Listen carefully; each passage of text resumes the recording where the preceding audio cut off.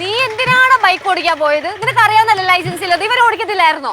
പൊന്നി ചേച്ചി, ഈ മരത്തലനോട് ഞാൻ കുറെ തവണ പറഞ്ഞാണ്, എടാ എനിക്ക് ലൈസൻസ് ഇല്ല, നീ ഓടിയിരുന്നു. അപ്പൊ അവന് പറ്റൂല, ഞാൻ തന്നെ ഓടിച്ചാലേ അവന് പറ്റത്തുള്ളൂ.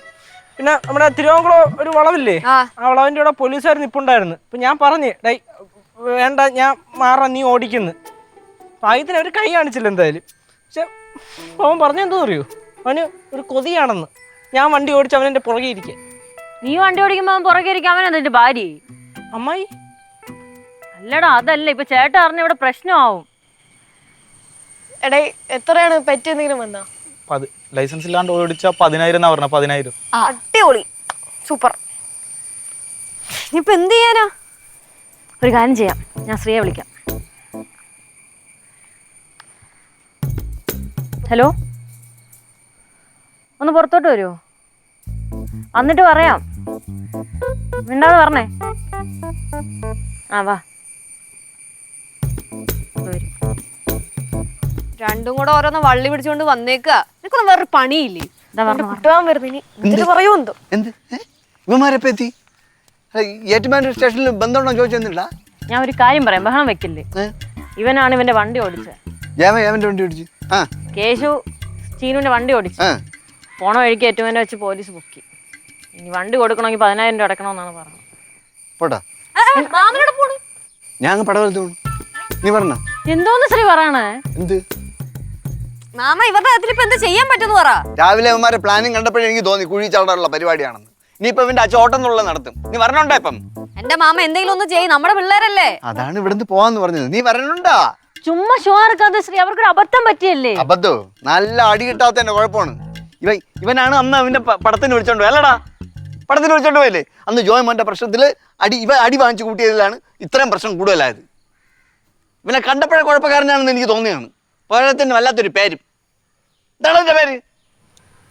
ടീനുവാ. നീ വരണുണ്ടാ ഇപ്പം? മാമ കരയുന്നു. കരയണോ? കരയാണ്ടിരിക്കും, പോട്ട്.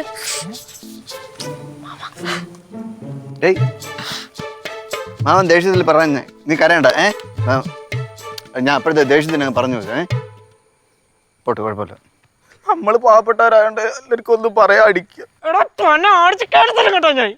പാവപ്പെട്ട ഒരു കാര്യം ചേട്ടാ, നീ ഒരു വലിയ ബോർഡ് എടുത്ത് കെട്ടി തൂക്കി നടയടാ. കേശു മിണ്ടാണ്ടിരുന്നു, എന്താ വിളിച്ചു പറയുന്നേ? പൊന്ന് ചീനു, ഇവിടെ നിന്ന് കരഞ്ഞിട്ട് യാതൊരു കാര്യമില്ല. എടാ മോനെ, നമുക്ക് വണ്ടി പിടിച്ച് ഏറ്റുമാനൂർ സ്റ്റേഷനിൽ പോകാം. ബാ. പൊന്നു മാമ, അതല്ല ഇതിനകത്ത് ഏറ്റവും വലിയ പ്രശ്നം. അവിടുത്തെ SI ഭയങ്കര സ്ട്രിക്റ്റ് ആണ്. ഞാൻ ലൈസൻസ് ഇല്ലാത്ത ഓടിച്ചോണ്ട് എന്റെ അച്ഛനെ കൊണ്ട് ചെല്ലാനാ പറഞ്ഞത്. എടാ ചെറുക്കടാ, നീ പിന്നെ എന്തിനാ ലൈസൻസ് ഇല്ലാതെ വണ്ടി ഓടിച്ചത്? ഞാൻ പറഞ്ഞില്ലേ അവന്റെ കേശു ഓടിക്കുമ്പോ ഇവന് പുറകെ ഇരിക്കാൻ ഭയങ്കര കൊതിയായിരുന്നു. അതവ സബലീകരിച്ചു കൊടുത്തു. ഇവന്റെ ഞാൻ ഉണ്ടല്ലോ, ഇതാ വേണ്ട പിന്നെ ഊരിത്തരം എന്തോന്ന് ഷട്ടാ വണ്ടി ഒന്ന് പറഞ്ഞ് സോൾവ് ചെയ്ത് അങ്ങനെ ഇത്.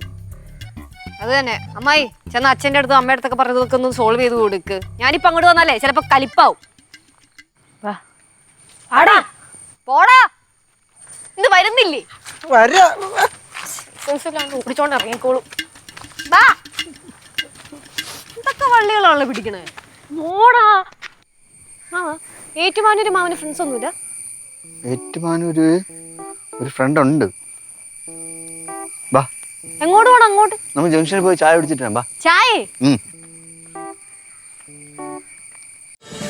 ഫ്ലവേഴ്സ് ഒരുക്കുന്ന കാഴ്ച വസന്തം യൂട്യൂബിൽ പ്രേക്ഷകർക്ക് ലൈവായി കാണാം. ഫ്ലവേഴ്സ് കോമഡിയിൽ ജോയിൻ ചെയ്യൂ, ആസ്വദിക്കൂ.